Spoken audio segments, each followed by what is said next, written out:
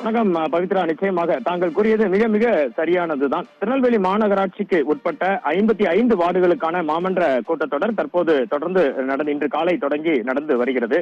இதில் பார்த்தீர்கள் என்றால் 28 கோடி ரூபாய் பணத்தை, மக்கள் பணத்தை, வரி பணத்தை வீணடிக்காதே 28 கோடி ரூபாய் மக்கள் பணத்தை வீணடிக்காதே என்று மாமன்ற கூட்டத்திற்குள் திமுகவின் கூட்டணி கட்சியான மதிமுகவின் 41வது வார்டு பெண் கவுன்சிலர் சங்கீதா ராதாசங்கர் முழக்கமிட்டதால் மாநகராட்சி கூட்டத்தில் பெரும் பரபரப்பு நிலவுகிறது.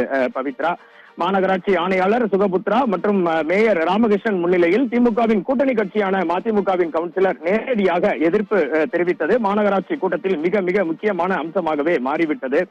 தொடர்ந்து கூட்டத்தில் கலந்து கொண்டிருக்கும் சங்கீதா ராதாசங்கர் வெளிநடப்பு செய்யாமல் கூட்டத்தில் தொடர்ந்து கலந்து கொண்டு விவாதங்களில் பங்கேற்று வருகிறார். இதில் பார்த்தீர்கள் என்றால் திருநெல்வேலி மாநகராட்சியில் LKS பகுதியில் இருக்கும் மேல்நிலை நீர்த்தேக்க தொட்டியிலும் கனரா பேங்க் காலனியில் இருக்கும் மேல்நிலை நீர்த்தேக்க தொட்டியில் இருந்தும் 24 மணி நேரமும் அப்பகுதி மக்களுக்காக குடிநீர் வழங்கிடும் திட்டம் ஒன்றை மாநகராட்சி முன்னெடுத்துள்ளது. சாத்தியம் இல்லாத இந்த திட்டம் என்று பொதுமக்களும் மாநகராட்சி கவுன்சிலர்களும் பரவலாக இதற்கு எதிர்ப்பு தெரிவித்து வரும் நிலையில் 28 கோடி ரூபாய் மதிப்புள்ள இந்த திட்டம் தற்போது செயல்படுத்துவதற்கான வழிமுறைகள் ஆரம்பிக்கப்பட்டு அதற்கான பணிகள் தற்போது நடந்து வருகிறது.